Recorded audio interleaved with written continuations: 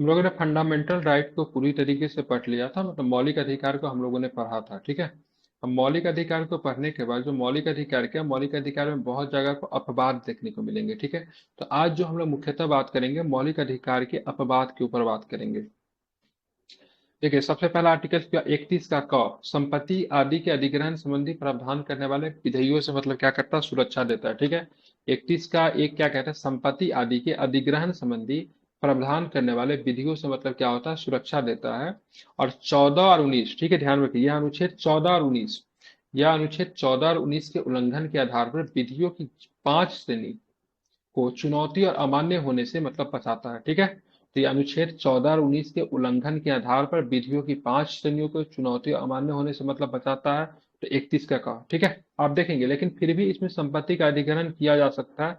कैसे किया जा सकता है, तो देखिए, सामान्य राज्य की संपदा और संबंधित अधिकारों का अधिग्रहण होने पे, निगमों के निर्देशकों या फिर शेयरधारकों के अधिकारों का समाप्त होना या संशोधन होने पे, ठीक है, संपत्तियों का प्रबंधन राज्य द्वारा अपने हाथ में ले लेना, या फिर खनन पट्टों का समन या संशोधन होने पे, या फिर निगमों का एकीकरण होने पे, ठीक है। तो इन सब आधार पे मतलब क्या हो सकता है, संपत्ति का अधिग्रहण किया जा सकता है। संपत्ति का क्या, संपत्ति का अधिकार तो फंडामेंटल राइट था, लेकिन 1978 में, ठीक है, 24वां संविधान संशोधन किया गया और संपत्ति के अधिकार को मतलब क्या किया गया, समाप्त कर दिया गया, ठीक है। और संपत्ति के अधिकार को क्या बना रहे, कानूनन और विधिक अधिकार बना दिया गया, लेकिन कानूनन और विधिक अधिकार होने के बावजूद भी संपत्ति के अधिकार का अधिग्रहण किया जा सकता है, ठीक है, ध्यान में रखेंगे। और संपत्ति के अधिकार की बात की वर्तमान में कहाँ पे रखा गया है, किस अनुच्छेद में संपत्ति का अधिकार, 300 का ही। बिल्कुल 300 के ए में है, ठीक है, ध्यान में कहाँ पे है, तो 300 के ए में संपत्ति के अधिकार को रखा गया है, ध्यान में इसको रखना है, ठीक है। अब यहाँ पे देखोगे, अनुच्छेद 31 का किसी राज्य के विधि को न्यायिक समीक्षा से तब तक मुक्त नहीं करता जब तक कि इसे राष्ट्रपति के विचार के लिए आरक्षित नहीं किया जाएगा और उनकी सहमति प्राप्त नहीं होगी, ठीक है, ध्यान में रखना। तो 31 के क की बात करेंगे, तो 31 के क जो है संपत्ति आदि के अधिग्रहण संबंधी प्रावधान करने वाले विधियों से जो सुरक्षा जो है, एक तरह का क्या है, अपवाद है, ठीक है। आप देखेंगे यहाँ पे 31 का ख, कुछ कृत्यों और विनियमों की मान्यता दी गई है, ठीक है। 31 के ख में क्या है, तो कुछ कृत्यों और विनियमों को मान्यता दी गई है, तो यह 9वीं अनुसूची में शामिल अधिनियमों और विनियमों को किसी भी मौलिक अधिकार के उल्लंघन के आधार पर चुनौती दिए जाने अमान्य होने से बचाता है। मतलब 9वीं अनुसूची में शामिल अगर किसी अधिनियम को अगर डाल देते हैं ना, ठीक है, तो वो उसका क्या होता है ना, so उसका क्या बोलते हैं, उसका जुडिशियल जुडिशियल रिव्यू रिव्यू नहीं नहीं होता किया है। जाता है, ठीक है, नहीं होता है, ठीक है, लेकिन अब जाके होने लगा है, उसका भी जुडिशियल रिव्यू होने लगा है, ठीक है, लेकिन पहले नहीं होता था। तो अनुच्छेद 31 का ख मतलब 31 का बी का दायरा अनुच्छेद 31 के ए से मतलब अधिक व्यापक है, ठीक है। तो कुछ कृत्यों का विनियमों की मान्यता दी गई है, ठीक है, 9वीं अनुसूची में शामिल 9 शेड्यूल में जो शामिल जो सब्जेक्ट है उसका विनियमों को किसी भी मौलिक अधिकार के उल्लंघन के आधार पर चुनौती दिए जाना अमान्य होने से मतलब क्या करता है, बचाता है। और केशवानंद भारती के केस की बात करेंगे तो 1973 का केशवानंद भारती का केस है ये। इसमें उच्चतम न्यायालय ने क्या फैसला सुनाया है, ठीक है, उच्चतम न्यायालय ने फैसला सुनाया कि 9वीं अनुसूची में शामिल अधिनियम और नियम शर्त यदि मूल ढांचे का उल्लंघन करते हैं तो इस आधार पर उसे न्यायालय में चुनौती दी जा सकती है, ठीक है। अगर 9वीं अनुसूची में किसी भी सब्जेक्ट को अगर आपने शामिल कर दिया, ठीक है, अच्छी बात है, उसका जुडिशियल रिव्यू नहीं होगा, लेकिन अगर उसमें कोई सब्जेक्ट अगर मूल ढांचा बेसिक स्ट्रक्चर का उल्लंघन करता है तो उस पर क्या हो सकता है, जुडिशियल रिव्यू हो सकता है, ठीक है। फिर एक केस आती है IR, ठीक है, को एल्हो केस, ठीक है, ये 2007 का केस था। इसमें क्या था, उच्चतम न्यायालय ने उपरोक्त दृष्टिकोण केशवानंद भारती को फिर से 2007 में फिर से इसी बात को पुष्टि किया गया। तो ठीक है, 9th शेड्यूल में आप किसी सब्जेक्ट को अगर रख दिए हैं, लेकिन फिर भी अगर मतलब क्या होता है, वो बेसिक स्ट्रक्चर का अगर उल्लंघन करता है तो उसका जुडिशियल रिव्यू किया जाएगा, ठीक है। इसमें कहा गया कि 24 अप्रैल 1973 के बाद 9वीं सूची के तहत रखे गए विधि, मतलब 24 अप्रैल 1973, जिस दिन कौन सा कैची लागू है, 24 अप्रैल 1973 को, तो बेसिक पीवीसी। स्ट्रक्चर का थ्योरी आता है, ठीक है। उसके बाद अगर किसी सब्जेक्ट को रखे गए, ठीक है, और वे अनुच्छेद 14, 15, 19 और 21 के तहत गारंटीकृत मौलिक अधिकार व संविधान के मूल संरचना का उल्लंघन करते हैं, तो इस आधार पर उसे न्यायालय में चुनौती दी जा सकती है। अगर किसी भी विषय को, ठीक है, 24 अप्रैल 1973 के बाद रखा गया है उसमें, ठीक है, और वो अनुच्छेद 14, अनुच्छेद 15, अनुच्छेद 19, अनुच्छेद 21 के अलावा, ठीक है, किसी भी बेसिक स्ट्रक्चर मतलब मूल संरचना का अगर उल्लंघन करता है तो उसको इस आधार पे चुनौती दी जा सकती है। ये 2007 में फैसला आया था, और ये केस का नाम क्या है? IR कोए हेलो केस, वो कोए हेलो हो। हेलो। ठीक है, हाँ। ठीक है, केस का नाम ध्यान रखिए, बहुत इंपॉर्टेंट है। ठीक है, तो चलिए यहाँ पे हम लोग 9 शेड्यूल के बारे में भी देख लिया। 31 का ग, अनुच्छेद 31 का ग भी विवाद है। क्या है? कुछ निदेशक सिद्धांतों को प्रभावित करने वाली विधियों से सुरक्षा है। ठीक है, मतलब कोई, मतलब कुछ निदेशक सिद्धांत को फंडामेंटल राइट से ऊपर रख दिया गया है। ठीक है, देखेंगे इसमें क्या है। तो यह अनुच्छेद 1971 में 25वें संविधान संशोधन के द्वारा जोड़ा गया। 31 के ग को कब जोड़ा गया, मतलब 31C को कब जोड़ा गया, तो ध्यान रखेंगे तो 1971 में 25 कॉन्स्टिट्यूशन अमेंडमेंट में इसको जोड़ा गया था। इसमें दो तरह का प्रावधान किए गए हैं। यदि कोई विधि 39 के ख और 39 का ग को प्रभावी बनाने का प्रयास करता है तो उसे अमान्य नहीं माना जाएगा, भले ही अनुच्छेद 14 या 19 का उल्लंघन करता है। ठीक है, मतलब यहाँ पे फंडामेंटल राइट से ऊपर मतलब किसको रख दिया गया? DPSP को रख दिया गया। ध्यान में रखेंगे, तो अगर 14-19 का भी अगर उल्लंघन करता है फिर भी उसको मतलब विधि को अमान्य नहीं माना जाएगा। किसी भी विधि जिसमें घोषणा हो कि वह ऐसी नीति को प्रभावी करने के लिए है, पर किसी भी न्यायालय ने में इस आधार पर सवाल नहीं उठाया जा सकता कि यदि ऐसी नीति को प्रभावी नहीं बनाता। केशवानंद भारती निर्णय में न्यायालय ने इस प्रावधान को असंवैधानिक माना था, मतलब केशवानंद भारती में, ठीक है, न्यायालय ने इस प्रावधान को असंवैधानिक माना था, मतलब इन्होंने मौलिक अधिकार को वरीयता दी थी। लेकिन यहाँ पे क्या था, यदि कोई विधि अनुच्छेद 39 के ख या फिर 39 ग को प्रभावी बनाने का प्रयास करता है तो उसे अमान्य नहीं माना जाएगा, भले ही वो 14 या अनुच्छेद 19 का मतलब उल्लंघन करता है। मतलब 39 ख को लागू करने के लिए, 39 ग को लागू करने के लिए आर्टिकल्स 14, आर्टिकल्स 19 का उल्लंघन किया जा सकता है। ठीक है, तो यहाँ पे सिंपल सी बात है, यहाँ पे क्या, DPSP को वरीयता दी गई फंडामेंटल राइट के द्वारा, लेकिन बाद में 1973 में केशवानंद भारती ने इस प्रावधान को क्या माना, तो इसको, ठीक है, असंवैधानिक मतलब मान लिया था। ठीक है, एक दो और भी है, उतना नहीं पूछता, बस इसको समझ लीजिए। हम समझ रहे था, समझने में दिक्कत हो रही है कि मौलिक अधिकार का विवाद जो है ना, बहुत तरीके से ये बेंच लिखने पे आपको मदद करेगा, प्रीलिम्स से उतना नहीं पूछा जाता। फिर अनुच्छेद 31 के ग, किसी राज्य के कानून को न्यायिक समीक्षा से तब तक मुक्त नहीं करता जब तक इसे राष्ट्रपति के विचार के लिए आरक्षित न किया जाए और उनकी सहमति प्राप्त नहीं हो। ठीक है, 31 के ग की बात करें, किसी राज्य के कानून को न्यायिक समीक्षा से तब तक मुक्त नहीं करता जब तक इसे राष्ट्रपति के विचार के लिए आरक्षित न किया गया हो या फिर उनकी सहमति प्राप्त न की गई हो। ठीक है, इसको आपको ध्यान में रखना है। अब फिर आता है रीट। रीट को आप लोग जानते हैं, संवैधानिक उपचारों का अधिकार है, अनुच्छेद 32 में है। डॉक्टर भीमराव अम्बेडकर ने अनुच्छेद 32 को संविधान का सबसे उपयुक्त अनुच्छेद या फिर सबसे महत्वपूर्ण अनुच्छेद कहा था। अब उनके अनुसार रीट क्या था, तो उनके अनुसार की बात कि यह एक ऐसा अनुच्छेद है जिसका बिना यह संविधान निरर्थक हो जाएगा। यह संविधान की आत्मा है, मतलब संविधान में मान लीजिए संविधान के द्वारा बहुत सारे अधिकार आपको दे दिया गया। ठीक है, बहुत सारा अधिकार दे दिया, लेकिन मान लीजिए अधिकार अगर दिया गया तो अधिकार तो कोई आपका छीन भी तो सकता है ना। जब आपका अधिकार अगर कोई आपको छीनेगा तो उस अधिकार की वापसी कैसे होगी, तो उसके क्रम में कौन होता है? रीट ही काम करता है, जो कि आपके अधिकार को क्या करता है? सुनिश्चित करता है। उच्चतम न्यायालय ने फैसला सुनाया कि अनुच्छेद 32 संविधान की मूल विशेषता है, मतलब ये बेसिक स्ट्रक्चर का क्या है, हिस्सा है, ध्यान में इसको रखेंगे। यह प्रावधान करता है कि मौलिक अधिकारों की सुरक्षा पाने का अधिकार स्वयं एक मौलिक अधिकार है। ठीक है, मतलब मान लीजिए जैसे मौलिक आप, अनुच्छेद 32 क्या है, मतलब मौलिक अधिकार है ना अनुच्छेद 32, रिट जारी करना है। फंडामेंटल राइट है कि नहीं? तो 32 क्या फंडामेंटल राइट है ना। तो मौलिक अधिकार की रक्षा कौन करता है? तो मौलिक अधिकार की रक्षा भी एक मौलिक अधिकार ही करता है। मतलब मौलिक अधिकारों की रक्षा पाने का अधिकार स्वयं एक मौलिक अधिकार है।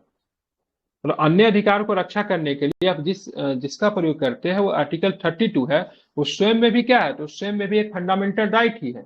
ये पीड़ित नागरिक के मौलिक अधिकार को लागू करने के उपचारात्मक अधिकार भी प्रदान करता है। अब क्या क्या होते हैं ध्यान में रखिएगा, यहाँ पर भी बहुत सारा विवाद है। ठीक है, बंदी प्रत्यक्षीकरण जिसको बोलते हैं सशरीर प्रस्तुत किया जाए। ठीक है, मतलब इसमें शरीर के साथ मतलब क्या करना, प्रस्तुत करना। कहाँ पे? न्यायालय में। इसका पद उद्देश्य क्या होता है? गैर विधिक तरीके से हिरासत में लिए गए व्यक्ति को रिहा करने का निर्देश देता है। मान लीजिए पुलिस अगर चाहेगी किसी को भी, हमें आपको किसी को भी अरेस्ट कर लेती बिना किसी जुर्म का, तो ये रीट को जारी किया जा सकता है। ठीक है, इस रीट को जारी करने के लिए कौन देगा? आप कर सकते हो या फिर आपका कोई भी व्यक्ति कर सकता है। आप बोलोगे सर जो व्यक्ति गिरफ्तार हो जाएगा वो कैसे रिट जारी करेगा, कैसे अपने शक्ति का प्रयोग करेगा? तो ये रिट किसी दूसरे व्यक्ति के द्वारा भी जारी किया जा सकता है। ठीक है, किसी का घर वाला कर दे, दोस्त कर दे, कोई भी कर दे। और ये रिट किसके विरुद्ध जारी करेंगे? तो सरकारी अधिकारी और निजी व्यक्ति। अब बोलोगे सर निजी व्यक्ति के खिलाफ ये रिट कैसे जारी होगा? इसको मकान मालिक है, ठीक है, और मकान मालिक का आपने समय से किराया नहीं दिया, सपोज दैट, और उसने रूम में ताला बंद कर दिया, आप अंदर में हो, ठीक है, तो ये रिट मतलब क्या हो जाएगा? देखिए, घर में बंद रहना सशरीर व्यक्ति नहीं होता है। और किसी व्यक्ति को अगर घर में बंद अगर रख रहे हैं तो डेट मीन्स ये माना जाएगा कि व्यक्ति जो है सशरीर नहीं है। सशरीर कहने का मतलब व्यक्ति को पूरी तरीके से आजादी हो, जहां कहीं जा सके, माने उसको सिनेमा देखने का सिनेमा देखने चले जाए, घूमने जाने का माने घूमने चले जाए, ठीक है, उसको बोले सशरीर प्रस्तुत होना। ठीक है, मतलब ऐसा नहीं सशरीर मतलब मेरा शरीर ठीक है तो मतलब वो नहीं हुआ, ठीक है, मतलब पूरी तरीके से स्वतंत्रता होना चाहिए। स्वतंत्रता अगर बाधित होगा तो ध्यान में बंदी प्रत्यक्षीकरण लगेगा। अब ये ध्यान में इसमें विवाद का, कोई व्यक्ति जेल में है तो ये नहीं कह सकता भाई साहब सशरीर नहीं है, ठीक है, जेल में उसको विधि के द्वारा ही वो जेल में है। ठीक है, ये रिट किसके खिलाफ जारी करेंगे? सरकारी अधिकारी, मान लीजिए पुलिस अधिकारी हो गए तो सरकारी अधिकारी है, और किसी निजी व्यक्ति के द्वारा भी इस रिट को जारी किया जा सकता है। डैश के विरुद्ध जारी नहीं किया, वैध हिरासत। वैध हिरासत क्या? आपने किसी प्रकार का जुर्म किया तो आप क्या हो, कैद में हो, तो ये रिट का प्रयोग नहीं कर सकते हो। यह कार्रवाई विधायिका या न्यायालय के अवमानना के लिए है। ठीक है, न्यायालय के अधिकार क्षेत्र से बाहर हिरासत में रखना। ठीक है, हिरासत एक सक्षम न्यायालय के द्वारा होती है। ठीक है, तो डैश के विरुद्ध, ठीक है, के विरुद्ध जारी नहीं किया जा सकता, तो वैध हिरासत तो तब नहीं कर सकते हैं। यह कार्यवाही विधायिका न्यायालय की अवमानना के लिए है। ठीक है, न्यायालय के अधिकार क्षेत्र से बाहर हिरासत में रखने के लिए है। ठीक है, हिरासत के एक सक्षम न्यायालय द्वारा होती है। ठीक है, इन सारे कारण से बंदी प्रत्यक्षीकरण जारी किया जाता है, इधर से नहीं किया जाता, दोनों ध्यान में रखें। किसके विरुद्ध जारी किया जाता है ये भी आप देखना है। अब तीसरा के परमादेश। परमादेश का मतलब क्या होता है? से हम आदेश देते हैं किसी सार्वजनिक प्राधिकारी को उसके आधिकारिक कर्तव्य को पालन करने और निर्देश देना होता है। ठीक है, तो मतलब आपका ये काम है, आप ये काम भी करें। ठीक है, किसके विरुद्ध जारी करेंगे? तो सार्वजनिक निकाय के विरुद्ध जारी किया जाता है, कोई निगम के विरुद्ध भी जारी किया जा सकता है। ठीक है, एक अवर न्यायालय के विरुद्ध भी जारी किया जा सकता है। अवर न्यायालय मतलब, ठीक है, नीचे के न्यायालय। ठीक है, ट्रिब्यूनल के विरुद्ध भी जारी हो सकता है और सरकार के विरुद्ध भी जारी हो सकता है। ठीक है, और किसके विरुद्ध नहीं कर सकते हैं? तो निजी व्यक्ति या फिर निजी निकाय के खिलाफ नहीं जारी कर सकते। टाटा कंपनी हो गया, रिलायंस कंपनी हो गया, उसके खिलाफ नहीं जारी कर सकते हैं। एक विवेकाधीन कर्तव्य है, अनुबंधात्मक दायित्व है, राष्ट्रपति राज्यपाल के खिलाफ नहीं जारी होता, ध्यान में रखेंगे। उच्च न्यायालय के चीफ जस्टिस, ठीक है, सीजे, न्यायिक क्षमता के कार्यरत अधिकारी के खिलाफ भी हम परमादेश नहीं जारी होता है। ठीक है, किसके खिलाफ जारी होगा? तो इनके खिलाफ जारी होगा। ठीक है, अब आते हैं प्रतिषेध। प्रतिषेध का मतलब क्या होता है? प्रतिषेध मतलब वर्जित होना होता है। ये किसके खिलाफ जारी होता है ये भी ध्यान में। न्यायिक और न्यायिक प्राधिकारी के खिलाफ ये जारी होता है। ठीक है, उच्च न्यायालय द्वारा निचली न्यायालय या फिर न्यायाधिकरण को उनके अधिकार क्षेत्र से बाहर जाने या उस अधिकार क्षेत्र के उल्लंघन को रोकने के लिए जारी किया जाता है, जो उसके अधिकार क्षेत्र में नहीं है। ठीक है, उसके लिए प्रतिषेध क्या होता है, उसको जारी किया जाता है। प्रशासनिक अधिकारी, विधायी निकाय और निजी व्यक्ति का निकाय, ठीक है, इसको आपको ध्यान, इनके खिलाफ जारी नहीं होता है। यह हमेशा जारी होगा प्रतिषेध किसके खिलाफ? तो न्यायालय के खिलाफ ही जारी होगा। अब आते हैं हम लोग उत्प्रेषण। उत्प्रेषण को प्रमाणित किया जाना या सूचित किया जाना। उच्चतर न्यायालय द्वारा किसी अधीनस्थ न्यायालय पे न्यायिक न्यायालय को, ठीक है, या ट्रिब्यूनल को जारी किया गया आदेश को अपनी अधिकारिता का उल्लंघन कर उसे रोकने के संबंधी, ठीक है, आदेश दिया जाता है। ठीक है, दोनों मिलता जुलता है। ठीक है, दोनों क्या है? मिलता जुलता है, दोनों न्यायालय के खिलाफ ही जारी होता है। और उच्चतम न्यायालय मतलब उससे ऊपर का न्यायालय करते हैं। ये प्रशासनिक अधिकारी, विधायी निकाय और निजी व्यक्ति के खिलाफ इसको जारी नहीं करते हैं। देखिए दोनों में अंतर क्या है? एक में क्या होता है? फैसला सुना दिया गया है, ठीक है, नीचे के न्यायालय ने फैसला सुना दिया जो उसके अधिकार क्षेत्र में नहीं है। एक में क्या होता है? मतलब फैसला सुनाने वाला है, ठीक है, उस फैसला को रोकने के लिए उसको जारी किया जाता है, ये तुम्हारे अधिकार क्षेत्र से क्या है? बाहर का चीज है। ठीक है, तो प्रतिषेध और उत्प्रेषण दोनों के दोनों मतलब उच्चतम न्यायालय के द्वारा, मतलब ऊपर के न्यायालय के द्वारा अपने नीचे न्यायालय को रीट के माध्यम से जारी किया जाता है। ठीक है, और दोनों के दोनों प्रतिषेध और उत्प्रेषण किसी सरकारी अधिकारी या फिर विधायी निकाय या फिर निजी व्यक्ति के खिलाफ नहीं जारी होती है। ठीक है, एक होता है अधिकार परीक्षा, ठीक है, जिसका बोलते हैं प्राधिकार, या किसी व्यक्ति द्वारा सार्वजनिक पद ग्रहण करने के वैध दावे को चुनौती देने वाली एक कानूनी कार्रवाई या रीट है। मतलब मान लीजिए किसी व्यक्ति ने किसी सरकारी पद पद पर बैठ गया है, लेकिन उसको पद पर बैठने का किसी प्रकार का अधिकार नहीं, तब जारी होता अधिकार परीक्षा। किसी कानून या संविधान द्वारा बनाए गए अस्थायी चरित्र के वास्तविक सार्वजनिक कार्यालय के मामले में भी इसको जारी करते हैं। मंत्री स्तरीय कार्यालय फिर निजी कार्यालय के मामलों में जारी नहीं होता है, ठीक है, मंत्री स्तरीय कार्यालय में जारी नहीं हो सकता है, और निजी कार्यालय के लिए, ठीक है, अधिकार परीक्षा नहीं जारी होगा, ठीक है। ये केवल सरकारी कार्यालय के लिए होता है। मान लीजिए कोई क्लर्क है, ठीक है, मान लीजिए कोई एलडीसी है, सपोज है, ठीक है, एलडीसी है और काम किसका कर रहा है, यूडीसी का काम कर रहा है, तो किस अधिकार से तुम काम कर रहे हो, ठीक है।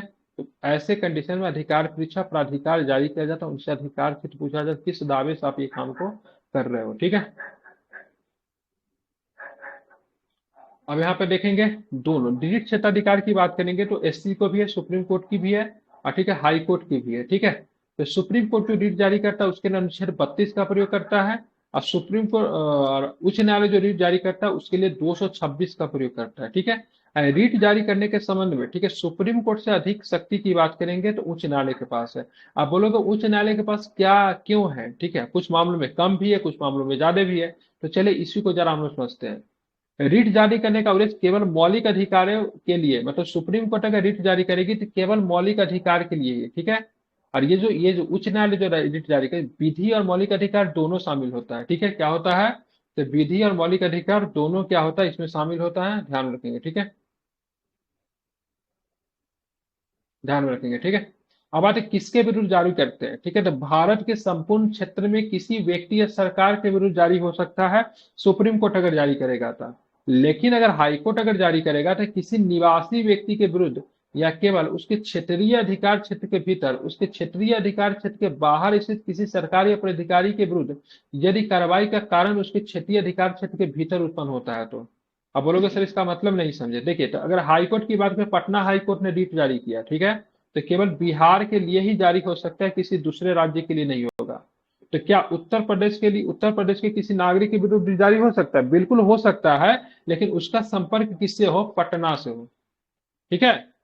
मतलब बिहार से संपर्क अगर हो तब जाके वहां के लिए भी जारी कर सकता है, हालांकि मुख्यतः अपने अधिकार क्षेत्र के लिए भी जारी करता है। तो यहाँ पे रीट जारी करने के संबंध में, ठीक है, सुप्रीम कोर्ट से हाई कोर्ट की पावर क्षमता क्या हो गया, कम हो गया, और रीट जारी करने का उद्देश्य में इसका अधिक है, ठीक है, और यहाँ पे क्या बात करेंगे तो इसका अधिक है।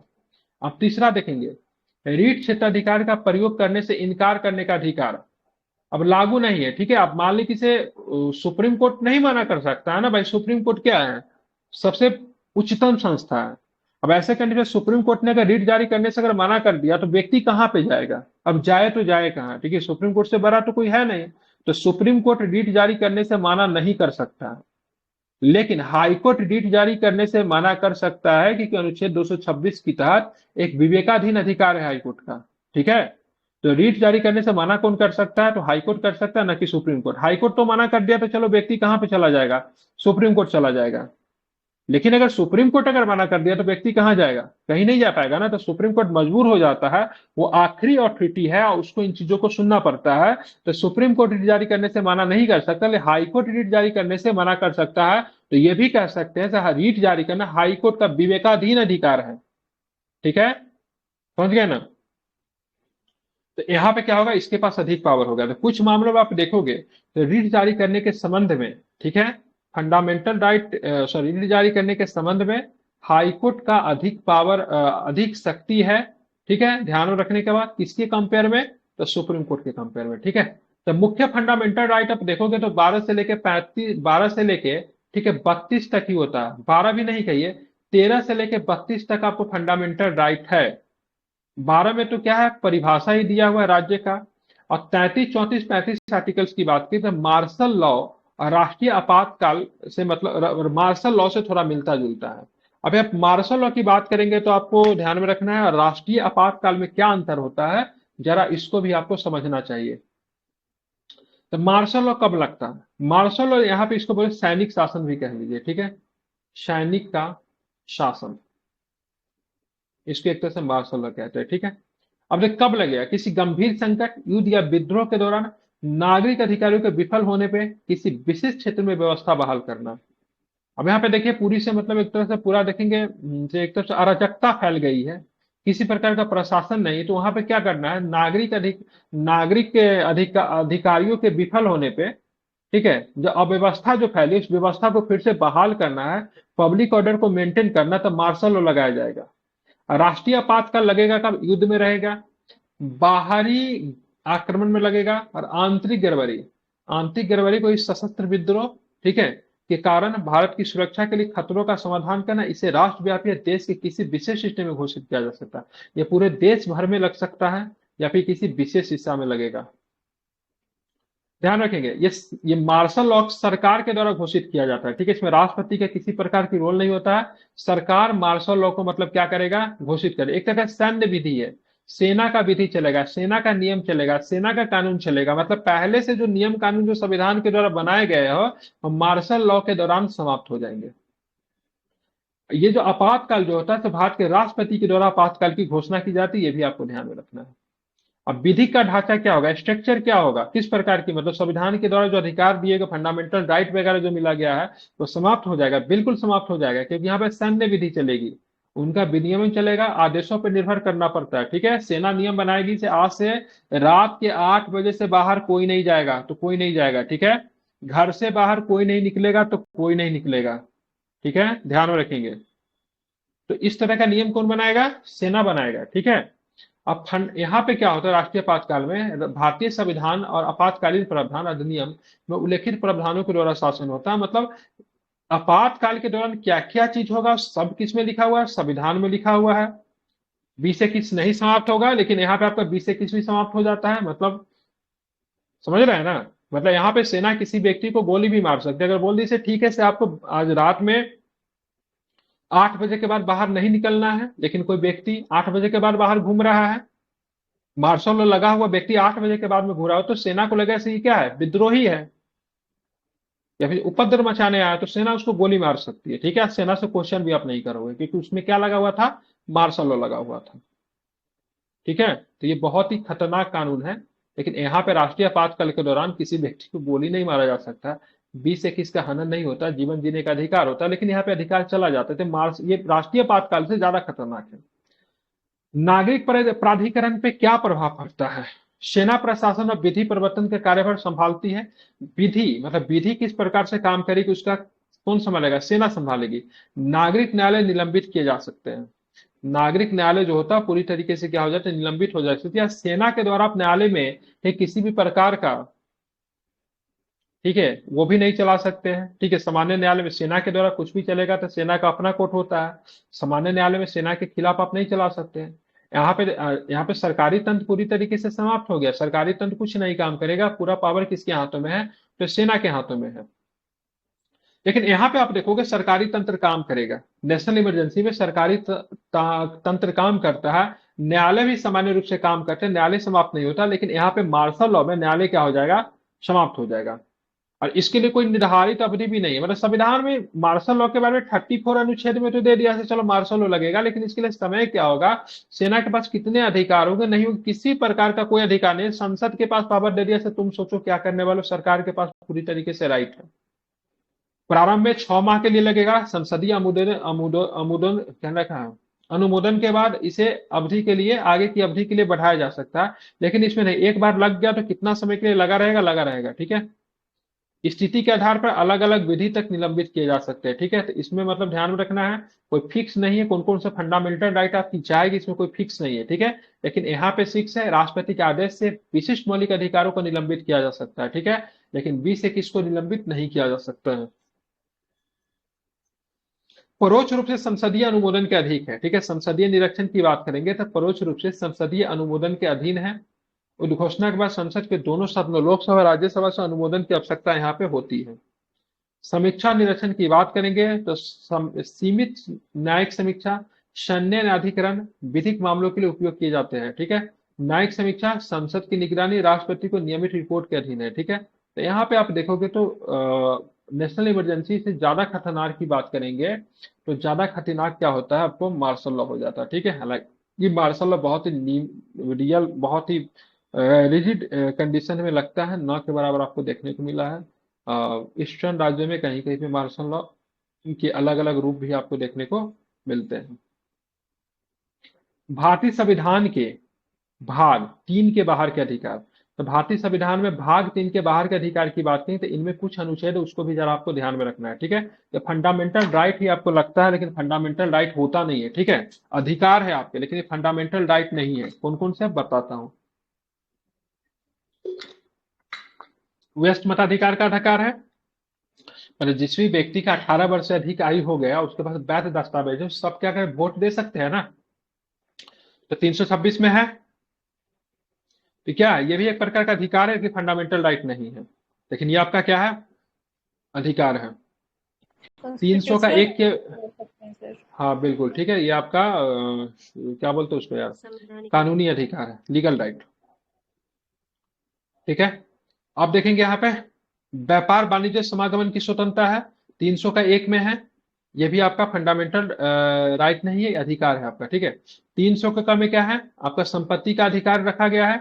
विधि के अधिकार के अलावा किसी भी व्यक्ति को उसकी संपत्ति से वंचित नहीं किया जा सकता, और संपत्ति से वंचित हो सकते हैं कि विधि के अधिकार के साथ। ये 300 के क में रखा गया, पहले ये भी फंडामेंटल राइट हुआ करता था, अब नहीं है। तो ये सारे के सारे अधिकार जो देख लो, 300 के क, 301, 326, ये सब फंडामेंटल राइट नहीं है, लेकिन फिर भी मतलब क्या, फंडामेंटल राइट का मतलब क्या है, ये सब अधिकार का क्या है, हिस्सा है।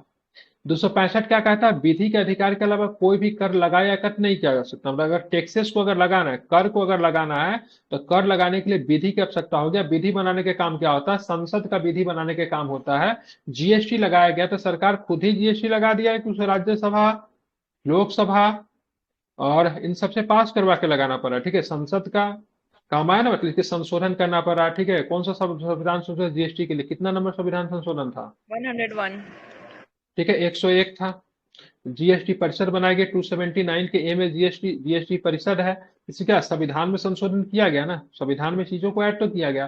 तो 265 कहता है विधि के अधिकार के अलावा कोई भी कर न तो लगाया जा सकता, न तो कोई भी कर एकत्र किया जा सकता है, ठीक है। इसके लिए कानून बनाना पड़ेगा, ऐसा नहीं कि मतलब राजा वाला सिस्टम नहीं है, से चलो आज मतलब कर को लगा दिए, इतना वसूल लेते, ऐसा कुछ नहीं है, ठीक है।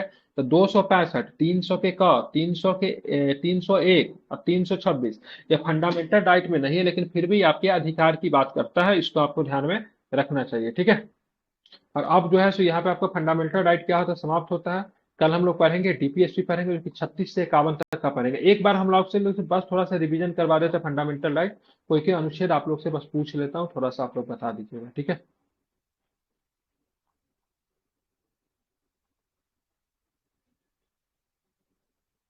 समता का अधिकार की बात करेंगे, राइट टू इक्वलिटी कहाँ से कहाँ तक है, 17 14 से 18, ठीक है। अस्पृश्यता का उन्मूलन कहाँ पे है, 17 में 17 में, ठीक है। उपाधियों का अंत किसमें है, 18 18 अनुच्छेद 19 में कितने प्रकार के अधिकार हैं, 6 प्रकार 6 छह प्रकार प्रकार के, ठीक है। 7वां प्रकार का अधिकार कौन सा अधिकार था जिसको हटा दिया, संपत्ति का राइट अधिकार टू प्रॉपर्टी किसमें था संपत्ति का अधिकार, 19F में 19 के एफ में, ठीक है। अपराधों के 2 सीडी के संबंध में संरक्षण किसमें है, 20 शिक्षा के अधिकार की बात करें 21 का में, इसको कब जोड़ा गया था शिक्षा का अधिकार 21 का में,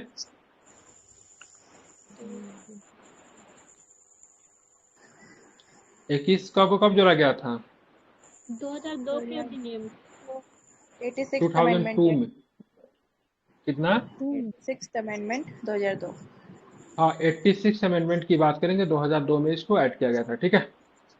मानव तस्करी और जबरन श्रम की बात करें किसमें आएंगे, 23 और 24 अब बंधुआ मजदूरी भी इसी में आएंगे, ठीक है। 24 में क्या, कारखानों आदि में बच्चों के रोजगार पर प्रतिबंध लगाया गया, ठीक है। धार्मिक मामलों के प्रबंधन की स्वतंत्रता किसमें है, 25 में 25 में 26 में, ठीक है। अरे अपने धर्म को मानने का अधिकार 25 में, 26 में प्रबंधन है, ठीक है, 25 ठीक है। अल्पसंख्यक शैक्षणिक एवं सांस्कृतिक अधिकार किसमें है, 30 में 30 में अल्पसंख्यक को परिभाषित नहीं किया गया, लेकिन कौन कौन से अल्पसंख्यक है हमारे यहाँ, धार्मिक और लिंग्विस्टिक धार्मिक ठीक है, धार्मिक और भाषाई, ठीक है, वही लिंग्विस्टिक, ठीक है। 32 की बात करें, 32 में कितने प्रकार के रीट हैं, 5 सुप्रीम कोर्ट हाई कोर्ट कौन से अनुच्छेद की तरह रीट जारी करते हैं, 26 बिल्कुल, और आर्टिकल 226, ठीक है, ध्यान रखेंगे, ठीक है। 34 में क्या है, 34 में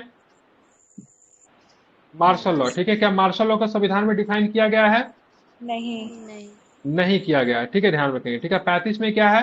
तो 35 में ध्यान में रखना, विधि बनाने के कुछ निर्दिष्ट मौलिक अधिकारों को प्रभावी करने का संसद के पास ही केवल शक्ति है। ठीक है, तो विधि बनाने की शक्ति किसके पास है? तो केवल संसद के पास है, और कोई भी विधि नहीं बना सकता है। ये भी आपको ध्यान में रखना चाहिए। विधि कौन बनाएगा? तो केवल सं, संसद ही क्या करेगी? विधि बनाएगी। ठीक है, तो किसमें? तो आर्टिकल 35 में है। ठीक है,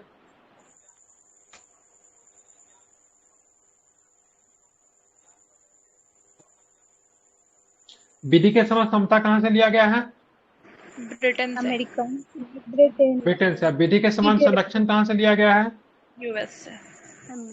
तो ये यूएसए से लिया गया है। ठीक है, इसे यूएस। ध्यान रखेंगे। ठीक है, अब विधि के समक्ष समानता सकारात्मक है। ठीक है, सॉरी, नकारात्मक है।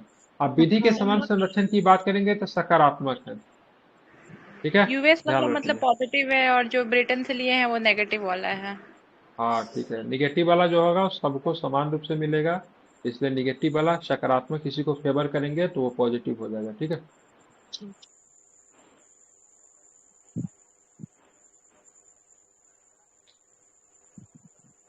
व्यक्ति को एक अपराध के लिए दोहरे दंड और अत्यधिक सजा से बचाता है, वो कौन है? तो अनुच्छेद 20 है। ठीक है, ध्यान में 20। रखेंगे। हाँ ठीक है, किसको प्राप्त है? तो किसी को भी, ये नागरिक को भी प्राप्त है, जो नागरिक नहीं है उनको भी प्राप्त है, कंपनी को भी प्राप्त है, निगम को भी प्राप्त है। ठीक है, सबके। तो भारत में जो फंडामेंटल राइट मिलता है कंपनी और निगम के लिए भी होता है। ठीक है, ध्यान में रखेंगे।